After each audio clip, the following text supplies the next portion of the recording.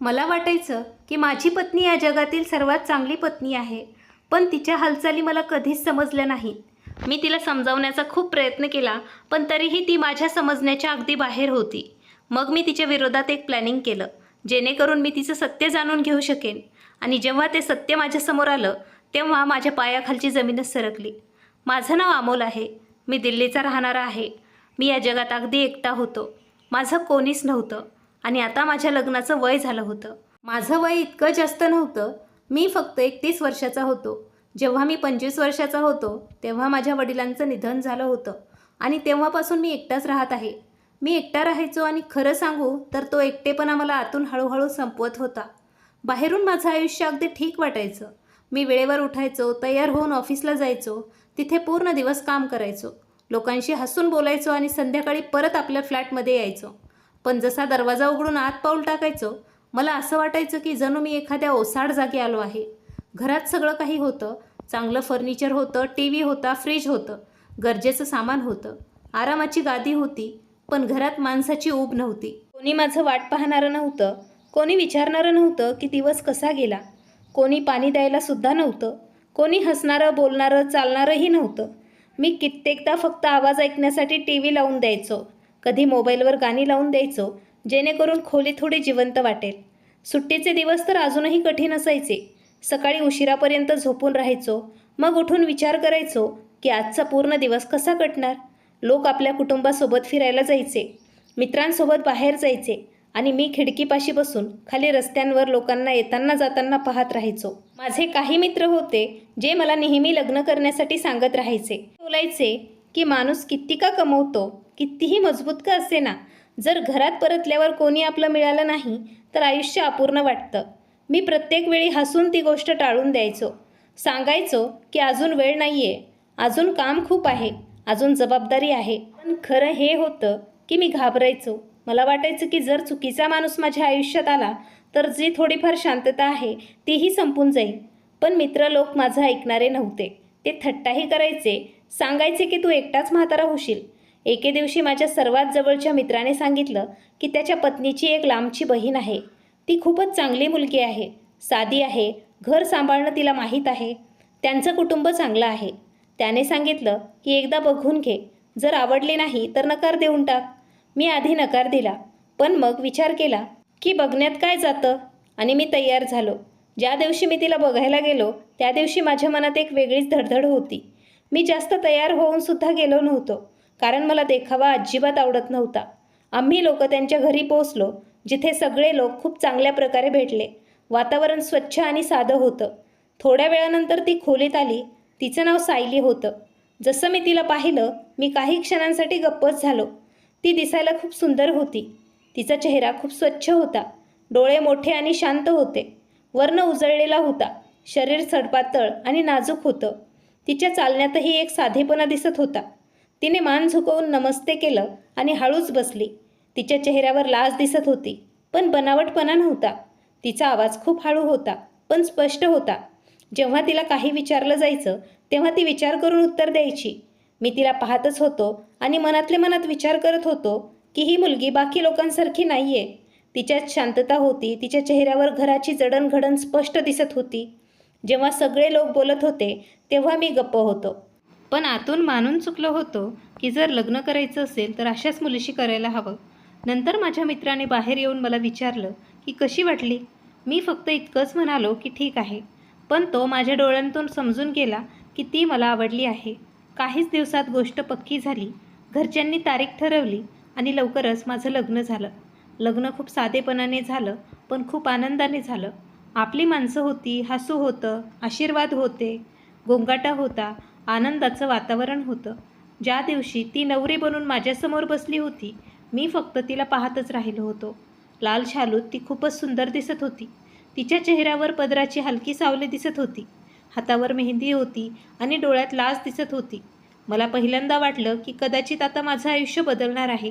लग्नानंतर जेव्हा ती माझ्यासोबत माझ्या फ्लॅटमध्ये आली, तर खरं सांगू, तीच जागा जी आधी मला फक्त राहण्याची जागा वाटायची, आता घर वाटू लागलं.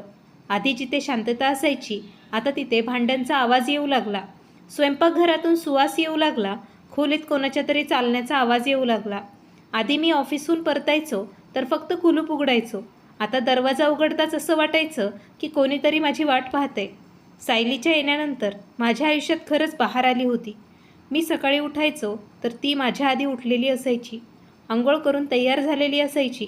तिचे ओले केस मागे ढिले बांधलेले असायचे. चेहऱ्यावर हलका मेकअप असायचा.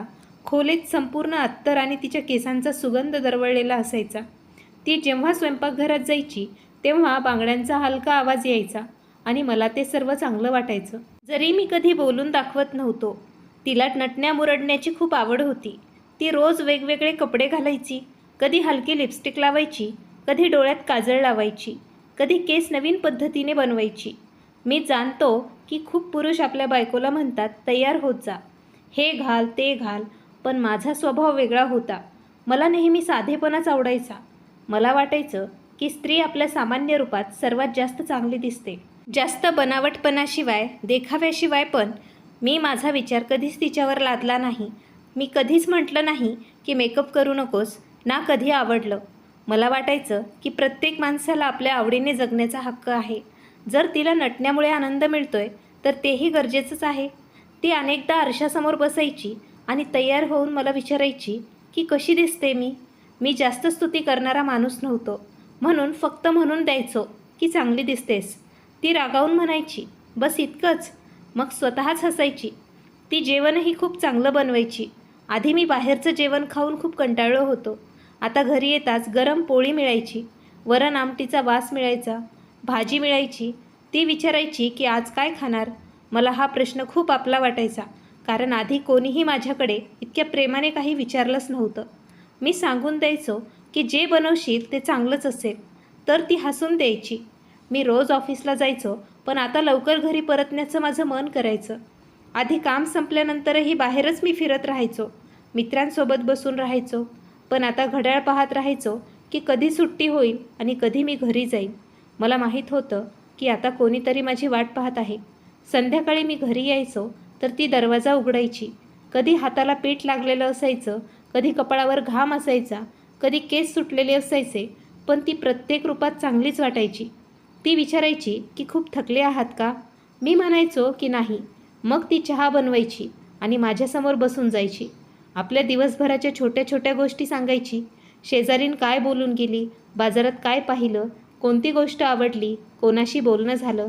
मी गप्पपणे सर्व काही ऐकत राहायचो आणि मला खूप चांगलं वाटायचं की कोणीतरी आपल्या दिवसाच्या गोष्टी माझ्यासोबत वाटून घेत आहे. सुट्टीच्या दिवशी आम्ही सोबत बाजारात जायचो.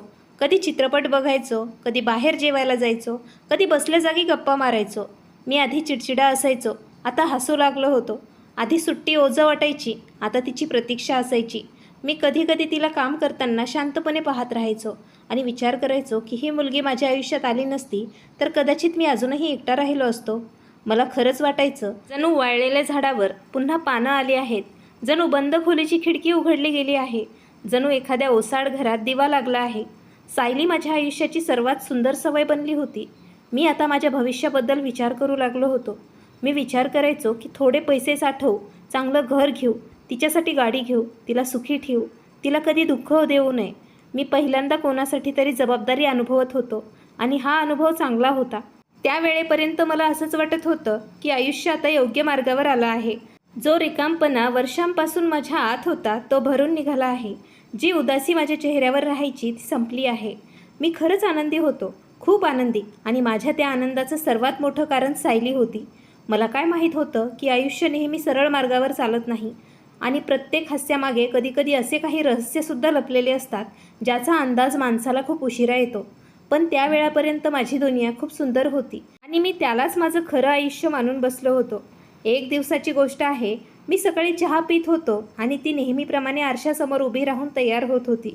तिच्या चेहऱ्यावर हलका मेकअप होता, केस व्यवस्थित बांधलेले होते आणि ती खूपच सुंदर दिसत होती. मी काही वेळ तिला पाहत राहिलो. मग मी विचार केला की प्रेमाने समजवायला हवं, म्हणून मी मऊ आवाजात म्हणालो, ऐक, तू इतका मेकअप नको करत जाऊस, तुझी स्किन खराब होईल. मी तर फक्त तुझ्या काळजीपोटी म्हणतोय. माझं बोलणं ऐकताच तिने आरशावरून नजर हटवली आणि माझ्याकडे पाहिलं. तिच्या चेहऱ्याचे भाव लगेच बदलले. ती थोड्या कडक आवाजात बोलली, अच्छा, तर माझं मेकअप करणं तुम्हाला वाईट वाटतंय?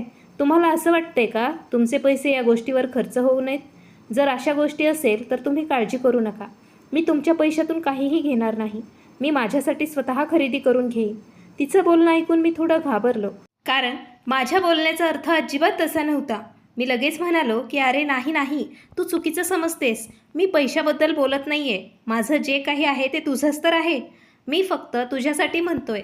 जास्त गोष्टी चेहऱ्यावर लावल्याने स्किन खराब होते, म्हणून फक्त समजावतोय. पण ती माझं ऐकण्याच्या मनस्थितीतच नव्हती. तिने तोंड वाकडं करून म्हणाली, मला जसं राहायला आवडतं मी तसंच राहणार. मला तयार राहायला आवडतं आणि मी हे सर्व सोडणार नाही. तिच्या बोलण्याची पद्धत अशी होती की मला समजलं आता काहीही बोलणं व्यर्थ आहे. म्हणून मी गप्प झालो. मी विचार केला की आमचं नवीन लग्न आहे. आता या सर्व गोष्टींवर वाद घालणं ठीक नाही. हळूहळू स्वतःच बदलून जाईल ती. मला वाटलं जेव्हा घराच्या जबाबदाऱ्या वाढतील तेव्हा तिचं लक्ष आपोआप या गोष्टींवरून हटून जाईल. पण मी चुकीचा होतो. दुसऱ्या दिवशी पुन्हा तेच झालं. सकाळी माझे डोळे उघडले तर ती माझ्या आधी उठली होती. आंघोळ करून पूर्णपणे तयार होती. केस ओले होते आणि क्लिप लावलेले होते. चेहऱ्यावर हलका मेकअप होता. कपडेही व्यवस्थित घातलेले होते आणि खोलीत तिचा सुगंध दरवळत होता. मी तर फक्त तिला पाहतच राहिलो. मग किचनमधून भांड्यांचा आवाज येऊ लागला. मी बाहेर गेलो तर पाहिलं की ती नाश्ता बनवत होती. गॅसवर चहा ठेवलेला होता आणि सोबतच ती घरही सांभाळत होती. मला खरंच आश्चर्य वाटायचं की एखादा माणूस इतका नटून थटून सुद्धा घरचं सगळं काम कसं काय करू शकतो. ती पूर्ण फ्लॅट चमकवून ठेवायची. जेवण इतकं चविष्ट बनवायची की बाहेर गॅलरीपर्यंत जेवणाचा सुगंध जायचा. शेजारीही कित्येकदा विचारून घ्यायचे की आज काय बनवलंय. मी मनातल्या मनात म्हणायचो की ती कष्टाळू आहे, समजूतदार आहे आणि घर सांभाळणं जाणते. बस तिच्या काही सवयी माझ्या विचारांपेक्षा वेगळ्या होत्या. पण मी स्वतःला समजावलं, प्रत्येक माणूस वेगवेगळा असतो. तिला जसं राहायला आवडतं राहू दे, म्हणून मी ती गोष्ट तिथेच सोडून दिली. दिवस जात होते. आमचं आयुष्य ठीक चाललं होतं. मी ऑफिसला जायचो, संध्याकाळी परत यायचो. ती माझी वाट पाहायची, जेवण तयार ठेवायची. कधी हसायची, कधी छोट्या गोष्टींवरून रुसायची. पण घरात रौनक होती. मी आनंदी होतो आणि मला वाटायचं की आता आयुष्य सावरलं आहे. मग एके दिवशी रात्री आम्ही दोघं जेवण करून बसलो होतो. हवामानही चांगलं होतं आणि मला वाटलं की आता पुढच्या आयुष्याबद्दल बोलायला हवं. मी प्रेमाने तिचा हात पकडला आणि हसून म्हणालो की ऐक, आता आपल्याला एक मूल व्हायला हवं. माझं बोलणं ऐकताच जणू कोणीतरी तिचा रंगच उडवून दिला. तिचा चेहरा लगेच बदलला. तिने झटकन आपला हात सोडवून घेतला आणि उभी राहिली. ती मोठ्या आवाजात बोलली, काय बोलताय तुम्ही?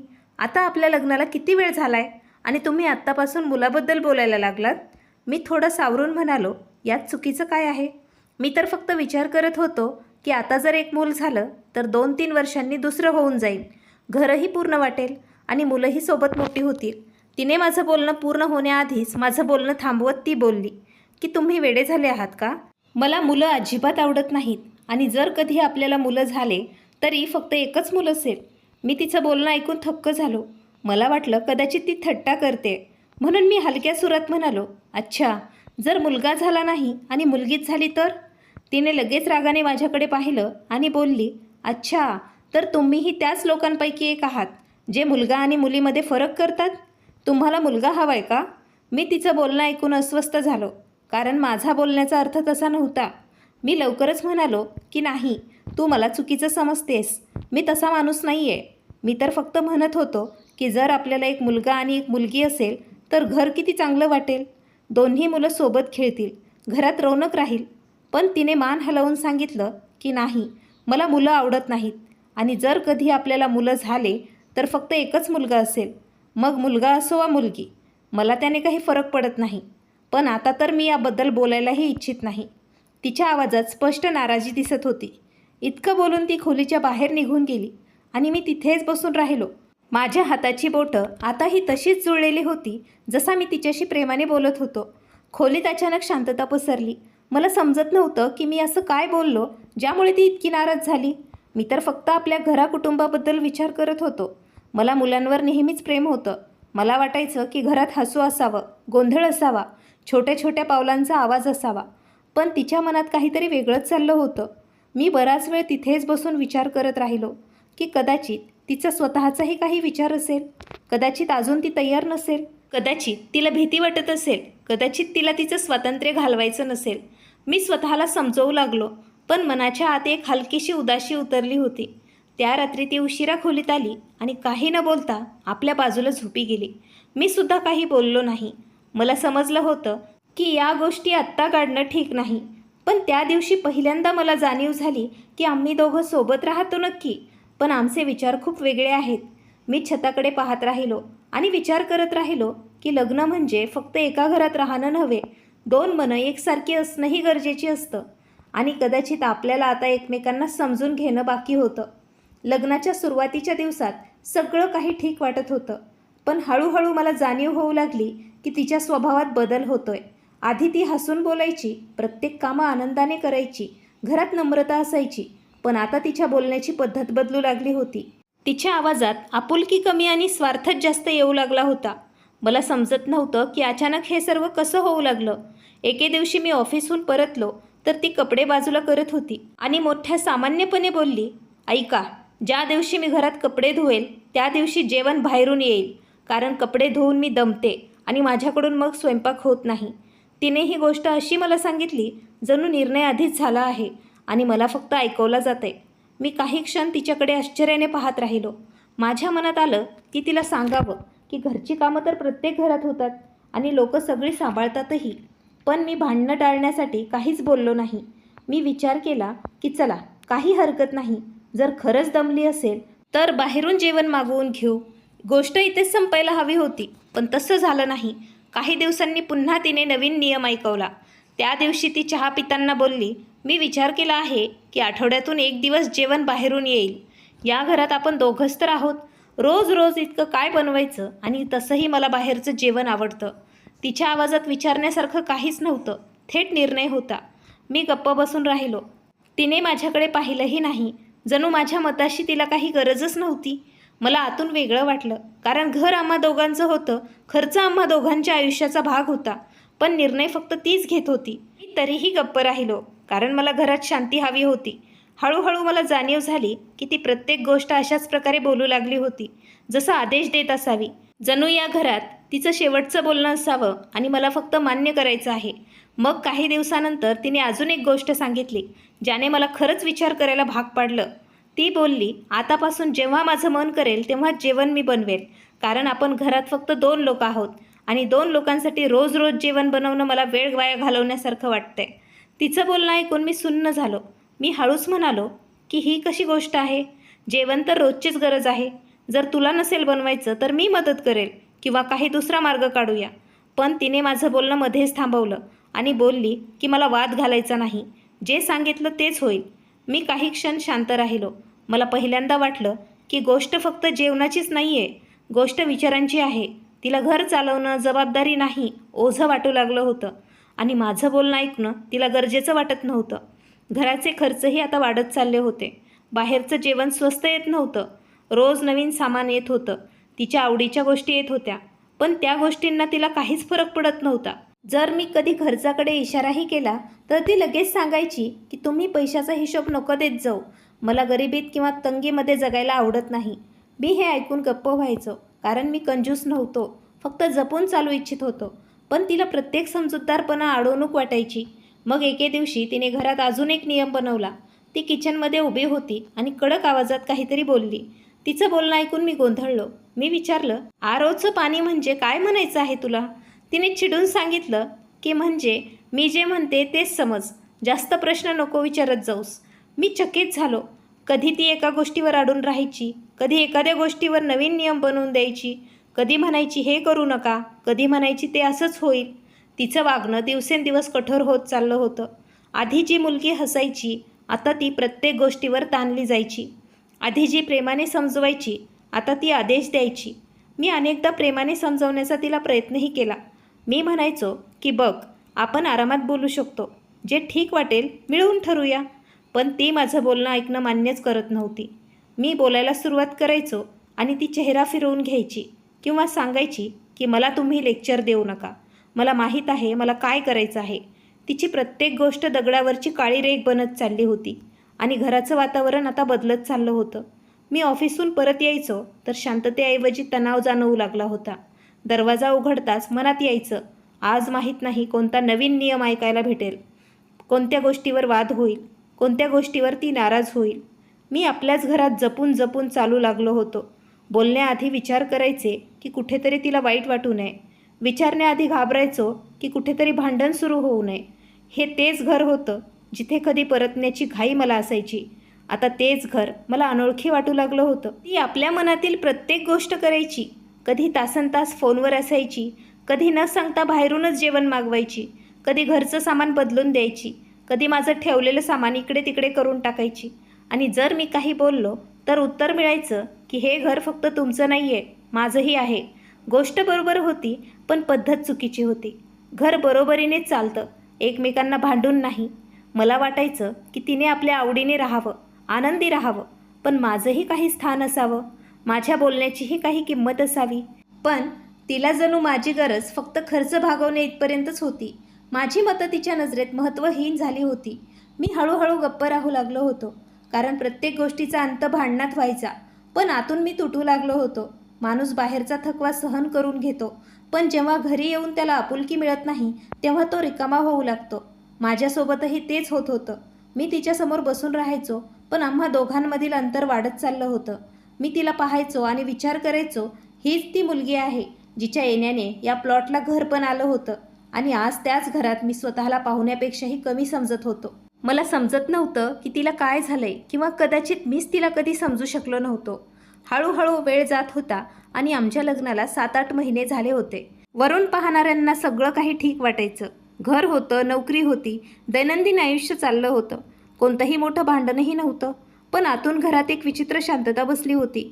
आधी जे बोलणं व्हायचं, हसू असायचं, छोट्या छोट्या आनंदाच्या गोष्टी होत्या, त्या सर्व जणू हळूहळू कुठेतरी हरवून गेल्या होत्या. आम्ही एकाच घरात राहायचो, पण मनामध्ये अंतर येऊ लागलं होतं. आणि हे अंतर मी दररोज जाणवत होतो. ती पूर्ण वेळ आपल्या मेकअपमध्ये गुंतलेली असायची. सकाळी उठल्या उठल्या आरशासमोर उभी राहायची. मग क्रीम, पावडर, ब्रश, बाटल्या, डबे सगळं काही समोर पसरलेलं असायचं.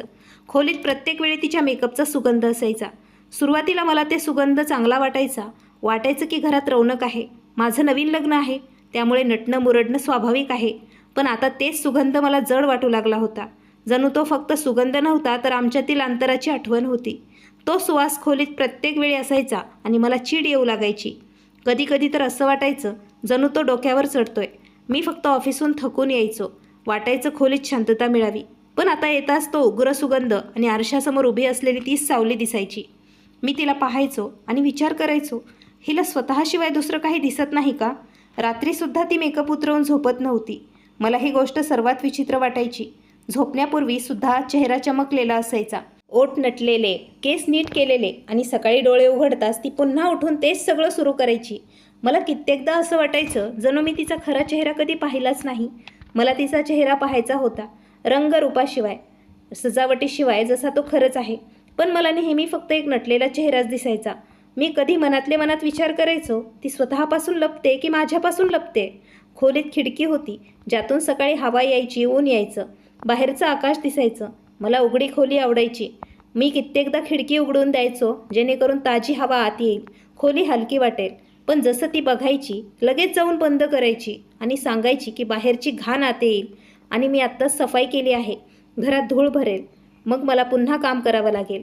मी काही बोलायचो नाही, पण मला तिच्या बोलण्यापेक्षा तिची पद्धत जास्त वाईट वाटायची. जणू प्रत्येक गोष्ट तिच्याच मर्जीने होईल. जर मी पुन्हा थोड्या वेळाने खिडकी उघडली तर ती पुन्हा उठून बंद करायची. जणू आमच्यात आता छोट्या छोट्या गोष्टींवरूनही ओढाताण सुरू होती. मला हे सर्व खूप विचित्र वाटू लागलं होतं. एका खोलीत 2 लोक राहायचे, पण एकाला हवा हवी होती आणि दुसऱ्याला बंद खोली.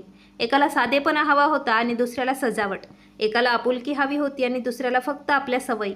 मी कित्येकदा विचार करायचो की तिला प्रेमाने सांगावं, बघ, इतका मेकअप नको करत जाऊस. आपण दोघं पती पत्नी आहोत. आपल्याला एकमेकांसमोर नटण्या थटण्याची गरज नाही आहे. तू जशी आहेस तशीच चांगली वाटतेस. मला साधेपणा आवडतो. तुझा साधा सरळ चेहरा मला जास्त आवडेल. पण जेव्हाही मी बोलायला सुरुवात करायचो, ती लगेच मला टाळायची. कधी म्हणायची की तुम्ही मला कंट्रोल करू नका. कधी म्हणायची मला जसं राहायचे तसंच मी राहणार. कधी हसून गोष्ट बदलून टाकायची. पण माझं बोलणं कधीच खरं मानून ऐकायची नाही. मला वाटायचं की तिने समजावं की मी तिला अडवू इच्छित नाही. मला फक्त तिच्या जवळ यायचं आहे. मला तिचं खरं रूप पाहायचं होतं. तो चेहरा जो फक्त जगासाठी नाही तर माझ्यासाठी असावा. पण कदाचित ती माझ्या बोलण्याला फक्त अडवणूक समजायची. पूर्ण दिवस ती कधी कपडे निवडायची, कधी नवीन सामान बघायची, कधी आरशासमोर बसलेली असायची, कधी मेकअपचे व्हिडिओ बघायची, कधी काहीतरी नवीन लावत असायची आणि मी एका बाजूला बसून तिला पाहत राहायचो. मला समजत नव्हतं की ती इतकी सुंदर असूनही स्वतःला इतकं बदलण्याची गरज तिला का वाटते. मी कित्येकदा विचार करायचो की कदाचित तिचा स्वतःवरचा विश्वास नाही किंवा कदाचित हीच तिची आवड असेल. पण जेव्हा एखादी आवड माणसाला आपल्या सर्वात जवळच्या व्यक्तीपासून दूर करते तेव्हा ती आवड राहत नाही तर भिंत बनते. रात्री आम्ही एकाच बेडवर झोपायचो, पण मध्ये शांतता असायची. मी कुशी बदलून तिला पाहायचो तर ती फोनमध्ये गुंतलेली असायची किंवा क्रीम लावत असायची. मला काही सांगायचं असायचं पण पुन्हा मी गप्प राहायचो, कारण मला माहीत होतं की बोलणं झालं तर एकतर गोष्ट टाळली जाईल किंवा वादात बदलेल. हळूहळू मी सुद्धा बोलणं कमी केलं होतं. माणूस प्रत्येक वेळी समजवण्याचा प्रयत्न करतो आणि प्रत्येक वेळी त्याच्याकडे दुर्लक्ष होतं, तेव्हा एका काळानंतर तो शांत होतो. मी सुद्धा तसाच झालो होतो. मी ऑफिसमध्ये असायचो तर कामात मन लावून घ्यायचो, पण घरी परतताना मन जड व्हायला लागायचं. आधी याच घरी येण्याची मला घाई असायची. आता पावले मंदावू लागली होती, कारण माहीत होतं की आत गेल्यावर पुन्हा तीच शांतता मिळेल, तोच सुगंध मिळेल, तोच आरसा मिळेल आणि तेच अंतर मिळेल. मला कधी कधी वाटायचं की कदाचित चुकी माझीच आहे, कदाचित मीच जुन्या विचारांचा आहे, कदाचित मला तिला तिच्या पद्धतीने जगू द्यायला हवं. पण मग मन म्हणायचं की गोष्ट मेकअपची नाही आहे, गोष्ट नात्याची आहे. जर माणूस आपल्या जोडीदाराची एक छोटीशी भावनासुद्धा समजू शकला नाही तर मग नातं कसं चालेल. मला तिला साधेपणात पाहायचं होतं, कारण माझं तिच्यावर प्रेम होतं, तिच्या चेहऱ्यावर नाही किंवा फक्त तिच्या नटण्यावर नाही. मला तिला तसं पाहायचं होतं जशी ती खरंच आहे. पण कदाचित ती स्वतःसुद्धा आता तसं राहणं विसरली होती. वेळ असंच जात होता, लग्न पुढे सरकत होतं, पण आमच्यातील जवळीक तिथेच अडकलेली होती. आणि मी दररोज हे अनुभवत होतो की आम्ही सोबत राहूनही सोबत नाही आहोत. आमच्या लग्नाला आता पूर्ण 1 वर्ष झालं होतं आणि आज आमच्या लग्नाचा पहिला वाढदिवस होता. सकाळपासूनच माझ्या मनात एक वेगळाच आनंद होता. जरी गेल्या काही महिन्यात आमच्यात अंतर आलं होतं, छोट्या छोट्या गोष्टींवरून मतभेदही होऊ लागले होते, तरीही मला वाटत होतं की आजचा दिवस चांगला जावा. मी विचार करत होतो की कदाचित हा दिवस आमच्या नात्यात पुन्हा गोडवा घेऊन येईल. कदाचित आम्ही दोघं पुन्हा तसंच हसू जसं लग्नाच्या सुरुवातीला असायचो. म्हणूनच मी तिच्यासाठी एक छोटीशी सरप्राईज पार्टी ठेवली होती. मी ऑफिसला सुट्टी घेतली, घर सजवून घेतलं, खोलीत फिकट दिवे लावले, फुले मागवली, केक घेतला आणि तिच्या आवडीचं जेवणही ऑर्डर केलं. मला वाटत होतं की जेव्हा ती हे सर्व पाहिल तेव्हा ती आनंदी होईल आणि माझ्या मनातलं ती समजून घेईल. संध्याकाळी जेव्हा ती खोलीच्या बाहेर आली आणि तिने सजावट पाहिली तेव्हा खरंच तिच्या चेहऱ्यावर पहिल्यांदा तशी चमक आली जशी मी कित्येक दिवसांपासून पाहू इच्छित होतो. ती आनंदी होऊन इकडे तिकडे पाहू लागली. कधी दिवे पाहायची, कधी फुलांना स्पर्श करायची, कधी केक पाहून हसायची. मग माझ्याकडे वळली आणि मला बोलली, तुम्ही हे सर्व माझ्यासाठी केलंय? मी हसून म्हणालो, हो, मग अजून कोणासाठी करणार. ती त्यावेळी खरंच खूप आनंदी दिसत होती. तिने पहिल्यांदा कोणत्याही वादाशिवाय, कोणत्याही टोमण्याशिवाय मला मिठी मारली. तेव्हा मला वाटलं की माझी सर्व मेहनत आता यशस्वी झाली. आम्ही दोघांनी सोबत बसून केक कापला, फोटो काढले, जेवण केलं आणि काही वेळ सगळं काही ठीक चाललं. मला आतून समाधान वाटत होतं की कदाचित आता सगळं काही आधीसारखं होऊ शकतं. पण आनंदाचे क्षण जास्त वेळ टिकले नाहीत. सगळं शांत झाल्यावर ती माझ्या जवळ आली आणि अगदी थेटपणे मला बोलली, मला सोन्याचा सेट हवाय. मी काही क्षण तिच्याकडे पाहत राहिलो. मला वाटलं कदाचित थट्टा करते, पण तिचा चेहरा गंभीर दिसत होता. तिने पुन्हा म्हणाली, पहिली ॲनिव्हर्सरी आहे, मला एक चांगला गोल्ड सेट हवाय. मी मनात हिशोब केला. माझा पगार खूप मोठा नव्हता, खर्च आधीच वाढलेले होते. पण मग मी स्वतःला समजावलं की मी स्वतःसाठीही कमवतो आणि तिच्यासाठीही कमवतो. जर तिची ही इच्छा आहे तर ती पूर्ण करायला हवी. मी हसून म्हणालो की ठीक आहे, आपण उद्याच दागिन्यांच्या दुकानात जाऊया आणि तुझ्यासाठी एक चांगला सोन्याचा सेट घेऊया. माझं बोलणं ऐकताच ती खूप खुश झाली, जणू ती याच उत्तराची वाट पाहत होती. रात्रभर ती नवीन कपड्यांबद्दल बोलत राहिली. कोणता सेट घेणार, डिझाईन कसं असेल, मी तिला पाहत राहिलो आणि विचार केला की चला, जर यामुळे ती खुश असेल तर ठीक आहे. दुसऱ्या दिवशी ती सकाळपासूनच तयार होऊ लागली. खूप लवकर उठली, आंघोळ केली, चांगले कपडे घातले, मेकअप केला, केस बनवले आणि वारंवार आरशात स्वतःला पाहत राहिली. मग बोलली की आपण चांदणी चौकात जाऊया, तिथे दागिन्यांची खूप चांगली दुकान आहे आणि येताना काहीतरी खाऊन पिऊनसुद्धा येऊया. मी तिचं म्हणणं मान्य केलं आणि आम्ही दोघं निघालो. रस्ताभर ती खूप आनंदी होती. कधी मोबाईल बघायची, कधी दुकानांच्या गोष्टी करायची. मी तिला खुश पाहून शांत होतो. चांदणी चौकात पोहोचून आम्ही एका मोठ्या ज्वेलरी शॉपमध्ये गेलो. दुकान खूप चकचकीत होतं. चहूबाजूंनी प्रकाश होता. काउंटरमध्ये सोन्याचे सेट सजवलेले होते. अनेक मुली तिथे काम करत होत्या. ग्राहकही बरेच दिसत होते. सायली एका काउंटरवर बसून सेट बघू लागली. ती एकामागून एक डिझाईन काढून घ्यायची, कधी घालून बघायची, कधी आरशात बघायची. मी जवळ उभा राहून तिलाच पाहत होतो. तेवढ्यात अचानक तिचा चेहरा बदलला. मी पाहिलं, समोर दुसऱ्या बाजूला एक मुलगी उभा होती. जशी सायलीची नजर तिच्यावर पडली, ती एकदम थबकली आणि समोरची मुलगीसुद्धा तिला पाहता स्तब्ध झाली. दोघी काही क्षण एकमेकींना पाहत राहिल्या. मग जवळपास एकाच वेळी वेगाने चालत गेल्या आणि शोरूमच्या एका कोपऱ्यात जाऊन उभी राहिली. समोरच्या मुलीने खूप रागाने काहीतरी सांगितलं. सायलीसुद्धा उत्तर देऊ लागली. दोघींचे चेहरे पाहून स्पष्ट वाटत होतं की त्या दोघी एकमेकींना चांगल्या प्रकारे ओळखतात. मी दुरून हे सगळं काही पाहत होतो, पण मला समजत नव्हतं की हे सर्व ह्यांचं काय चाललंय. मी सायलीच्या तोंडून या मुलीचं नाव कधीही ऐकलेलं नव्हतं. मग ही मुलगी कोण होती आणि हिला बघून सायली इतकी का घाबरली?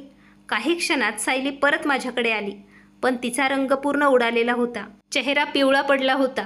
तिने माझा हात पकडला आणि घाईघाईने बोलली, माझी तब्येत ठीक वाटत नाहीये, मला चक्कर येत आहेत, आपण घरी जाऊया, सेट पुन्हा कधीतरी घेऊ. मी आश्चर्याने म्हणालो, अरे आत्ताच तर आलोय आपण, मी काही ॲडव्हान्स देऊन टाकतो किंवा बुक करून घेऊया, मग जाऊ. पण तिने जवळपास घाबरूनच म्हणाली की नाही, आता नाही, मला आत्ता घरी जायचं आहे. तिचा आवाज कापत होता. मी पहिल्यांदा तिला इतकं अस्वस्थ पाहिलं. मी लगेच तिला घेऊन बाहेर आलो. वाटेत ती खूप गप्प होती. गाडीत बसून राहिली. तिचा हात थंड पडला होता. मी विचारायचो, काय झालं, कोण होती ती मुलगी, पण तिने मला कोणतंही उत्तर दिलं नाही. घरी पोहोचेपर्यंत तिची अवस्था अजून खराब होऊ लागली. तिने डोकं धरलं, मग अचानक तिचे डोळे बंद झाले आणि ती बेशुद्ध होऊन पडली. मी घाबरलो. मी लगेच डॉक्टरला बोलावलं. डॉक्टर आले. त्यांनी तिची तपासणी केली, नाडी पाहिली, औषध दिलं. मग बोलले, यांनी खूप टेन्शन घेतलं आहे, या अचानक घाबरल्या आहेत, घाबरल्यामुळे बेशुद्ध झाल्या आहेत, काळजी करण्यासारखं काही नाही, थोड्या वेळात शुद्ध येईल. मी डॉक्टरचं बोलणं ऐकून गप्प झालो. टेन्शन? कोणत्या गोष्टीचं? मी मनातल्या मनात विचार केला, ही स्वतः तर सर्वांनाच टेन्शन देते, मग आज अशी कोणती गोष्ट झाली जिने हिला हादरवून सोडलं? डॉक्टर औषध लिहून निघून गेले आणि मी खोलीत तिच्यापाशी बसलो. ती बेडवर पडली होती. चेहरा निस्तेज वाटत होता. मेकअपच्या खालीही तिची कमजोरी स्पष्ट दिसत होती. पहिल्यांदा मला असं वाटलं की ती बाहेरून जितकी मजबूत दिसते, आतून तितकी मजबूत नाही आहे. मी तिच्या चेहऱ्याकडे पाहत होतो आणि माझ्या मनात एकच प्रश्न फिरत होता की ती मुलगी कोण होती आणि तिला बघून सायली इतकी का तुटली होती? खोलीत शांतता होती आणि माझ्या मनात संशयाची पहिली रेघ उमटली होती. ती माझ्यासमोर बेशुद्ध पडली होती आणि मी तिच्याकडेच पाहत होतो. पण माझे डोळे फक्त तिलाच पाहत नव्हते. माझं डोकं खूप लांब धावत होतं. माझ्या मनात पुन्हा तेच प्रश्न फिरत होते की अखेर ती मुलगी कोण होती जिला बघून सायली इतकी घाबरली होती, आणि ती मुलगीसुद्धा सायलीला बघून इतकी का दचकली, जणू तिने एखादं रहस्य पाहिलं असावं. मला समजत नव्हतं की नेमकं असं काय आहे जे माझ्यापासून लपवलं गेलं आहे. या दोघी आधीपासून एकमेकींना ओळखतात, जर ओळखतात तर माझ्यापासून का लपवलं? आणि जर काही जुनी गोष्ट असेल तर इतकी मोठी काय आहे की सायलीचा रंगच उडाला आणि ती बेशुद्ध झाली? मी वारंवार तो क्षण आठवत होतो जेव्हा दुकानात दोघींच्या नजरा भिडल्या होत्या. दोघींच्या चेहऱ्यावर एक विचित्र भीती दिसत होती, जणू एखादं सत्य अचानक समोर आलं असावं. मी पुन्हा एकदा सायलीकडे पाहू लागलो. ती बेडवर शांत पडली होती. तिचा चेहरा निस्तेज दिसत होता. श्वास सुरू होता पण शुद्ध नव्हती. खोलीत एक विचित्र शांतता पसरली होती. मी काही वेळ तिथेच बसून राहिलो. मग अचानक माझ्या मनात आलं की जर मी त्या दुकानात जाऊन त्या मुलीला पुन्हा एकदा पाहिलं आणि तिच्याशी बोललो तर कदाचित माझ्या मनातील संशय दूर होईल. कदाचित ती मला सगळं खरं सांगून टाकेल. कदाचित सायलीबद्दल अशी एखादी गोष्ट समजेल जी मला माहीतच असायला हवी होती. मी लगेचच आपल्या जागेवरून उठलो आणि पटकन बाहेर पडलो. माझं मन अस्वस्थ होतं. पावले आपोआप वेगाने पडत होती. मी वेळ न घालवता थेट त्याच ज्वेलरी शॉपकडे गेलो. रस्ताभर माझ्या डोक्यात प्रश्नांचे काहूर माजले होते. मी विचार करत होतो, जर सायली शुद्धीवर आली असती तर मी तिला काय सांगेल? जर तिला कळलं की मी पुन्हा दुकानात गेलो होतो तर ती काय विचार करेल? पण त्यावेळी माझ्यासाठी सर्वात महत्त्वाचं होतं सत्य जाणून घेणं होतं. मी दुकानात पोहोचलो तर तिथलं दृश्य खूप बदललेलं होतं. संध्याकाळ उलटली होती. दुकान बंद व्हायची वेळ झाली होती. मुली निघून गेल्या होत्या. मालक शटर खाली ओढण्याच्या तयारीत होता. मी पटकन त्याच्याकडे गेलो आणि त्याला विचारलं, भाऊ, इथे किती मुली काम करतात? त्याने माझ्याकडे पाहिलं आणि म्हणाला, साहेब, इथं 3 मुली काम करत आहेत आणि तिघीही आता निघून गेल्या आहेत. मी आश्चर्याने विचारलं, 3? तो म्हणाला, हो साहेब. मग मी विचारलं, त्यांच्यापैकी ती कोण होती जी थोड्या वेळापूर्वी माझ्या पत्नीशी बोलत होती? मालकाने कपाळावर आठ्या घालत म्हटला, कोणती? मी समजलो नाही, तुम्ही कोणाबद्दल बोलताय? मी त्याला समजावण्याचा प्रयत्न केला की एक मुलगी होती जिने माझ्या पत्नीला नेकलेस दाखवला होता. मग दोघींनी एकमेकींकडे पाहिलं आणि त्यानंतर माझ्या पत्नीची तब्येत बिघडली. तो म्हणाला, साहेब, इथे तर खूप मुली काम करतात. मी कसं ओळखणार? मला त्यावेळी दुसरं काहीच सुचलं नाही. मी म्हणालो, ठीक आहे, मी उद्या पुन्हा येईल. माझ्या पत्नीला कदाचित तोच सेट आवडला होता. मी त्याबद्दल बोलायला येईल. त्याने मान हलवली आणि दुकान बंद करू लागला. मी जड अंतकरणाने परत आलो. मला कोणतंही उत्तर मिळालं नव्हतं. उलट प्रश्न अजूनच वाढले होते. रस्ताभर मी हेच विचार करत राहतो की जर ती मुलगी इतकी महत्त्वाची नव्हती तर सायली तिला पाहून का थरथरली? आणि जर ती मुलगी खरंच जुनी ओळख होती तर तिने लपवलं का माझ्यापासून? घरी पोहोचल्यावर मी थेट खोलीत गेलो. सायली अजूनही तशीच पडली होती. तिची अवस्था पाहून मला थोडी काळजी वाटली. मी विचार केला की कदाचित घाबरल्यामुळे तापही चढलं असेल. मी तिच्या चेहऱ्यावर थंड पाण्याच्या पट्ट्या ठेवतो, कदाचित तिला आराम मिळेल. मी फ्रीजमधून थंड पाणी घेऊन आलो. एक बाऊल घेतला, कापड घेतलं आणि तिच्या जवळ बसलो. खोलीत शांतता होती, फक्त घड्याळाची टिकटिक ऐकू येत होती. मी हळूहळू कपड्यात पाणी भिजवून तिच्या कपाळावर ठेवू लागलो. तिचा चेहरा नेहमीप्रमाणे नटलेलाच होता. मेकअप तसाच होता जसा सकाळी होता. मी तिला पाहत राहिलो आणि विचार करत राहिलो की ही स्त्री नक्की आहे तरी कोण? मी जसा पट्ट्या ठेवत गेलो तसं तिचा मेकअप हलका होऊ लागला. आधी कपाळावरचा थर धुतला गेला, मग गालांची चमक उतरू लागली. मी लक्ष दिलं नाही. मी फक्त तिचा चेहरा साफ करत गेलो. काही वेळातच मला जाणवलं की रंग बदलतोय. मी कापड पुन्हा फिरवलं तर पावडर उतरू लागलं. ओठांची लाली धुतली गेली. गालांची चमक गायबच झाली. मी थांबलो आणि निरखून पाहू लागलो. माझं हृदय धडधडू लागलं. मी हळूच तिचा चेहरा साफ करू लागलो. आता तोच चेहरा समोर येत होता. तो माझ्यासाठी पूर्णपणे नवीन चेहरा होता आणि त्याचसोबत भीतीदायकसुद्धा. तिचा पूर्ण मेकअप उतरला होता आणि पहिल्यांदा तिचा खरा चेहरा माझ्या समोर आला होता. तिला पाहून मी जणू दगड झालो. तिच्या चेहऱ्यावर हलक्या सुरकुत्या दिसत होत्या. डोळ्यांजवळ बारीक रेषा स्पष्ट दिसत होत्या. त्वचा तशी तरुण नव्हती जशी मी रोज पाहायचो. चेहरा थकलेला आणि वयाने मोठा वाटत होता. ती कोणतीही 25-26 वर्षांची नाजूक मुलगी वाटत नव्हती, तर ती माझ्यापेक्षाही खूप मोठ्या वयाची स्त्री वाटत होती. माझे हात थरथरू लागले. मी मागे सरकलो. मला वाटलं जणू माझा श्वास थांबलाय. मी गेल्या 1 वर्षात तिला कधीच मेकअपशिवाय पाहिलं नव्हतं. सकाळी उठल्या उठल्या तयार, रात्री झोपतानाही चेहरा नटलेला. कधी विना क्रीम, विना पावडर, विना लिपस्टिक तिला पाहिलेलंच नव्हतं. मला नेहमी वाटायचं की तिला नटायला आवडतं, पण आता समजलं की तो फक्त छंद नव्हता तर काहीतरी लपवण्याचा प्रयत्न होता. मी तिच्याकडे एकटक पाहत राहिलो. माझं डोकं चक्रावू लागलं. काय मी इतके दिवस फसवणुकीत जगत होतो? काय तिचं वय ते नव्हतं जे तिने सांगितलं होतं? तिचं नाव तरी खरं आहे का? काय ती दुकानातली मुलगी तिला ओळखत होती का? आणि हेच ते रहस्य होतं. माझं हृदय तुटल्यासारखं वाटलं. मला रागही आला, दुःखही झालं आणि स्वतःची लाजही वाटली की मी इतकं मोठं सत्य कसं काय समजू शकलो नाही. मी खुर्चीवर बसलो आणि दोन्ही हातांनी डोकं धरलं. खोलीत तोच सुगंध पसरला होता जो मला आधी आवडायचा, पण आता तो माझा दम कोंडत होता. मी वारंवार तिला पाहायचो आणि विश्वास बसत नव्हता. ती स्त्री जिच्याशी मी लग्न केलं, जिच्यासोबत मी 1 वर्ष राहिलो, तिला मी ओळखत तरी होतो का? की फक्त तिच्या चेहऱ्यावर चढवलेले थर ओळखत होतो? तेवढ्यात तिने थोडी हालचाल केली. तिचे ओठ हलले. मी कुशी बदलण्याचा प्रयत्न केला. मी दचकून उभा राहिलो. ती हळूहळू शुद्धीवर येऊ लागली. तिच्या पापण्या थरथरल्या आणि अर्ध्या उघडल्या. तिने मला पाहिलं. मग माझी नजर आपल्या चेहऱ्यावर पाहिली आणि अचानक तिच्या चेहऱ्यावर भीती उतरली. तिने लगेचच हात चेहऱ्याकडे नेऊ इच्छिला, पण उशीर झाला होता. मी सगळं पाहिलं होतं. तिच्या डोळ्यात अशी भीती होती जणू एखादा गुन्हेगार रंगेहात पकडला गेला असावा. मी काहीच बोलू शकत नव्हतो. ती सुद्धा गप्प होती. खोलीत फक्त आमच्या श्वासांचा आवाज होता. माझ्या मनात वादळ होतं आणि तिच्या चेहऱ्यावर लपलेलं रहस्य आता माझ्या समोर उघड झालं होतं. मला फक्त एक गोष्ट समजत नव्हती की आता मी तिला काय विचारू आणि कुठून सुरुवात करू, कारण आता संशय उरलेलाच नव्हता. आता तर सत्य समोर आलं होतं आणि ते सत्य माझ्या पूर्ण लग्नाला हादरवून टाकणारं होतं. मी रात्रभर बेडवर बसून हेच सगळा विचार करत होतो. तेव्हाच माझे डोळे उघडे होते, पण डोकं कुठेतरी दुसरीकडेच धावत होतं. खोलीत अंधुक प्रकाश होता आणि समोर सायली झोपली होती, पण माझ्या मनात आता तिच्यासाठी तशी शांतता नव्हती जी आधी असायची. आता प्रत्येक गोष्ट संशयास्पद वाटू लागली होती. मी वारंवार त्या ज्वेलरी शॉपमधल्या मुलीबद्दल विचार करत होतो की अखेर ती कोण होती, जिला पाहताच सायलीचा चेहरा उतरला होता आणि ती अचानक बेशुद्ध झाली होती. मी जितका विचार करायचो तितकाच गुंतत जात होतो. मला वाटत होतं जणू माझ्या वैवाहिक आयुष्यामागे असं काही रहस्य लपलेलं आहे जे माझ्यापासून जाणीवपूर्वक लपवलं गेलं आहे. मी कधी सायलीकडे बघायचो, कधी छताकडे, कधी पुन्हा आपल्याच प्रश्नात हरवून जायचो.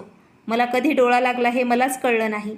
सकाळी जेव्हा माझे डोळे उघडले तेव्हा ऊन पडद्याच्या फटीतून आत येत होतं. मी कूस बदलून पाहिलं तर सायली बेडवर नव्हती. मी एकदम उठून बसलो आणि खोलीत नजर फिरवली. मग बाहेरून भांड्यांचा हलका आवाज आला. मला समजलं की ती बाहेर असेल.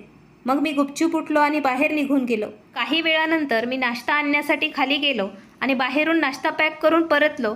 जेव्हा खोलीत आलो तेव्हा जे दृश्य पाहिलं ते बघून मी पुन्हा काही क्षणासाठी थांबलो. सायली आरशासमोर उभी होती आणि खूप लक्षपूर्वक मेकअप करत होती. जणू काल काही झालंच नाही. तिच्यासमोर अनेक डबे उघडे पडले होते. ब्रश, पावडर, क्रीम सगळं काही सजलेलं होतं. ती आपल्या चेहऱ्यावर थरावर थर काहीतरी लावत होती. मी दरवाजापाशी उभं राहून तिला पाहिलं आणि मग हळूच म्हणालो, तुला आता तुझा चेहरा लपवण्याची काहीच गरज नाही आहे. मी सगळं काही पाहिलंय. ती एका क्षणासाठी थांबली नक्की, पण पुन्हा बोलली, काय पाहिलं तुम्ही? मी म्हणालो, मी पाहिलंय की जेव्हा तुझा मेकअप उतरला होता तेव्हा तुझं खरं रूप समोर आलं होतं. तू तशी नाही आहेस जशी स्वतःला सांगतेस. तू 25 वर्षाची मुलगी नाही आहेस. तू माझ्याशी खोटं बोलतेस. ती माझ्याकडे न पाहताच बोलली, नाही असं काही नाही आहे. फक्त माझी स्किन थोडी खराब आहे म्हणून मेकअप करावा लागतो. मी म्हणालो, जर स्किन खराब आहे तर इतका मेकअप का करतेस? खरं सांग, तुझं वय काय आहे आणि तू माझ्यापासून काय लपवतेस? ती तरीही शांत राहिली आणि बोलली, माझं वय तेच आहे जे तुम्हाला सांगितलं होतं आणि मी तुमच्यापासून काहीही लपवलेलं नाही. इतकं बोलून ती पुन्हा आपल्या चेहऱ्यावर ब्रश फिरवू लागली. जणू माझ्या प्रश्नांना काही किंमतच नाही. मला तिच्या या वागण्यावर रागही आला आणि दुःखही झालं. मी पुन्हा विचारलं, आणि काल ज्वेलरी शॉपमध्ये ज्या मुलीला पाहून तू घाबरली होतीस ती मुलगी कोण होती? तू तिला ओळखतेस का? यावेळी तिने वळून माझ्याकडे पाहिलं आणि बोलली, नाही, मी तिला ओळखत नाही. फक्त माझी तब्येत बिघडली होती. मी थोडी थकले होते म्हणून मला चक्कर आली. मी तिच्या डोळ्यात पाहिलं पण तिथे मला सत्य दिसलं नाही. फक्त वाचण्याचा प्रयत्न दिसला. मी काही वेळ तिला पाहत राहिलो. मग काहीच न बोलता बाहेर आलो. मी स्वतःला कामात गुंतवण्याचा खूप प्रयत्न केला. वर्तमानपत्र उघडलं, मोबाईल पाहिला, काही फाईल्स घेतल्या, पण डोकं वारंवार त्याच गोष्टींवर परत येत होतं. अखेर ती मुलगी मला पाहून का घाबरली होती आणि तिने माझ्याशी बोलणं सुरू होण्याआधीच का सांगितलं होतं की तिचा माझ्या पत्नीशी काहीही संबंध नाही? दुपारपर्यंत मी अस्वस्थ झालो होतो. अखेर मी ठरवलं की आज ऑफिसला जाताना मी त्या शॉपवर नक्कीच जाईन आणि सत्य जाणल्याशिवाय परतणार नाही. संध्याकाळी ऑफिसहून निघून थेट मी त्या बाजारात पोचलो. तिथे रोषणाई झगमगत होती. दुकानात गर्दी दिसत होती, पण माझी पावलं थेट त्याच ज्वेलरी शॉपकडे वळाली होती. जसा मी आत गेलो माझी नजर त्या मुलीवर पडली. ती काउंटरमागे उभा होती. तिने मला पाहिलं आणि तिचा चेहरा एकदमच बदलला. जणू तिला एखाद्या भीतीदायक स्वप्नाची आठवण झाली असावी. मी हळूच तिच्या जवळ गेलो तर ती लगेचच बोलली, हे बघा, तुम्ही इथून निघून जा. माझा तुमच्या पत्नीशी काहीही संबंध नाही आहे. तिचं बोलणं ऐकून मी थांबलो, कारण मी तर अजून काही बोललोही नव्हतो. मी शांतपणे म्हणालो की मी इथे भांडण करायला आलो नाही आहे. मी फक्त तोच सेट घ्यायला आलो आहे जो काल माझ्या पत्नी बघत होती. पण आधी तू हे सांग की मी तुला बघताच का घाबरलीस आणि माझ्या पत्नीचं नाव काढताच असं का म्हणतेस? ती काही क्षण गप्प राहिली. मग बोलली, तुम्ही इथून निघून जा, तुमच्यासाठी चांगलं असेल. मी म्हणालो, नाही, आता तू खरं सांग, नाहीतर मी रोजच इथे येईल.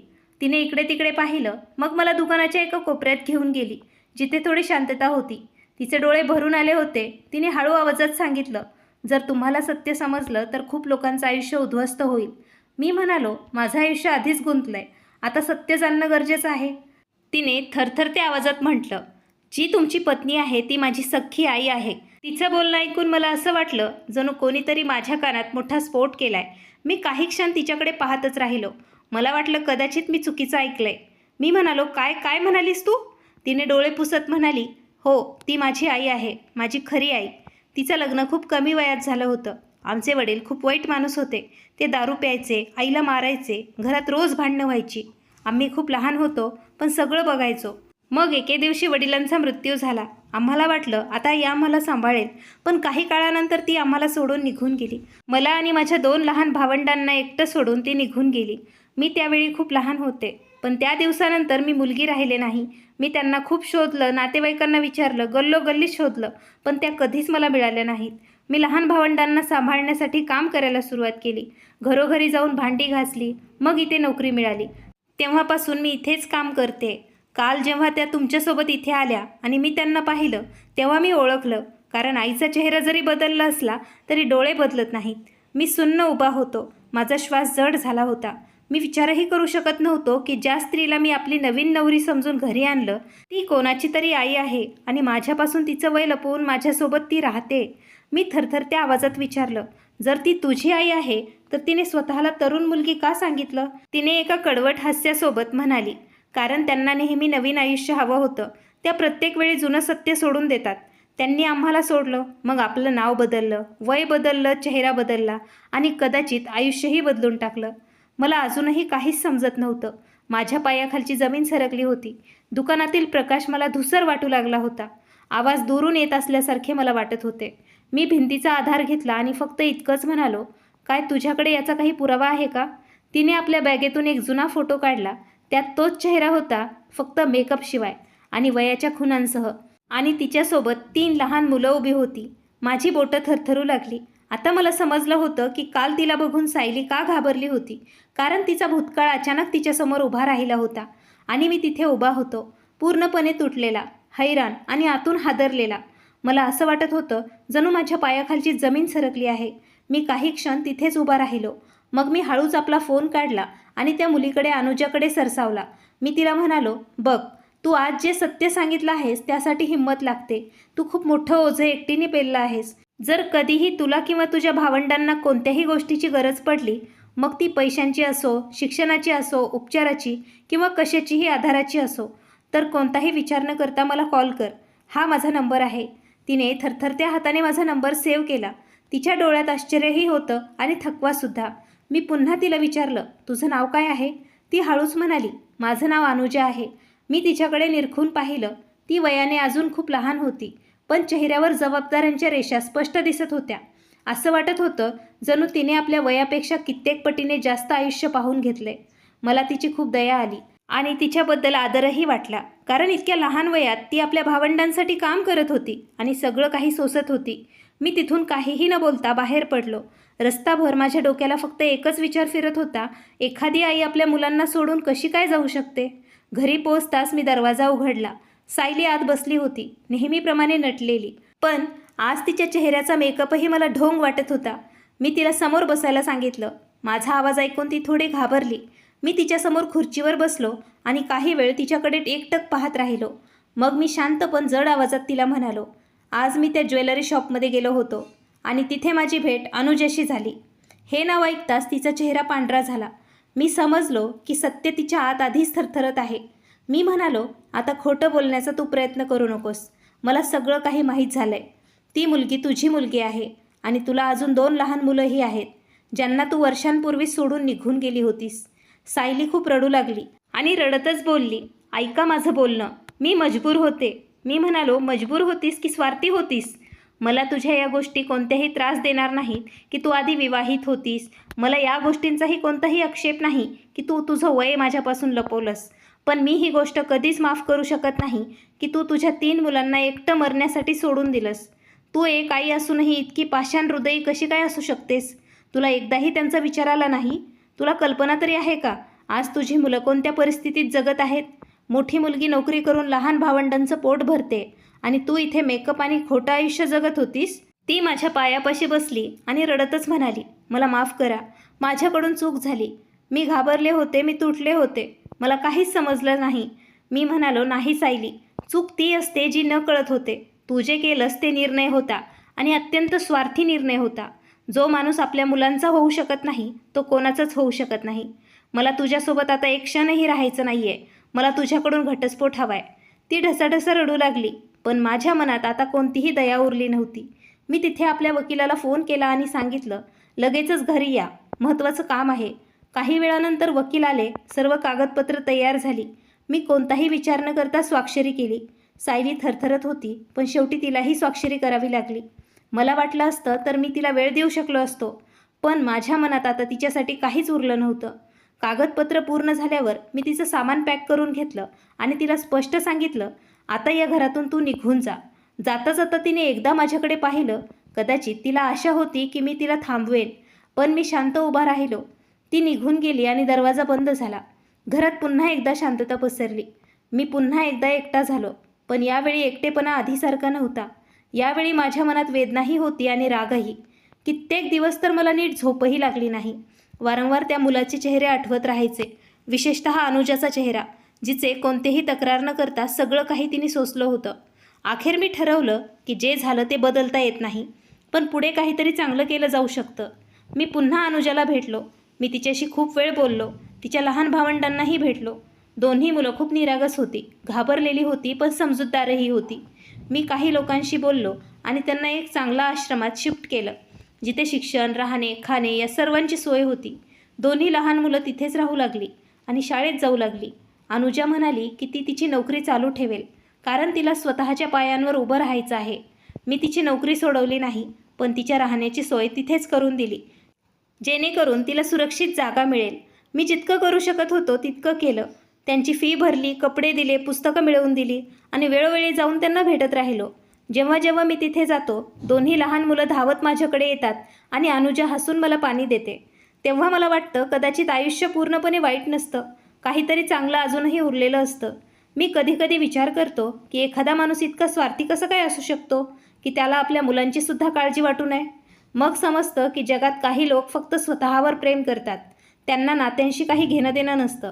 पण काही असेही लोक असतात जे रक्ताचं नातं नसूनही साथ निभावून जातात. मी त्या अपघाताला विसरू इच्छित होतो, पण तो माझ्या आयुष्याचा धडा बनला होता. आता मी आधीपेक्षा जास्त समजूतदार झालो होतो. मी आजही त्या मुलांकडे जातो, त्यांना भेटतो, त्यांच्या अभ्यासाची विचारपूस करतो, त्यांच्यासोबत बसून जेवण करतो आणि जेव्हा त्यांना हसताना पाहतो तेव्हा मनाला शांतता मिळते. माझं स्वतःचं आयुष्य आता शांत आहे. मी काम करतो, घरी येतो आणि समाधानाने जगतोय. दुःखाने मला बदललं नक्कीच आहे, पण तोडलं नाही आहे. आता मी आनंदी आहे आणि सर्वात मोठी गोष्ट म्हणजे आता मी खोटेपणापासून दूर आहे. मित्रांनो, आशा आहे तुम्हाला आजची ही खोट्या सौंदर्याची कथा नक्कीच आवडली असेल. कथा आवडली असेल तर व्हिडिओला लाईक करा. चॅनलवर नवीन असाल तर चॅनलला सबस्क्राईब करा. नोटिफिकेशन बेल नक्कीच दाबा, जेणेकरून कथा टाकल्यावरती तुम्हाला लगेच अपडेट मिळतील. धन्यवाद.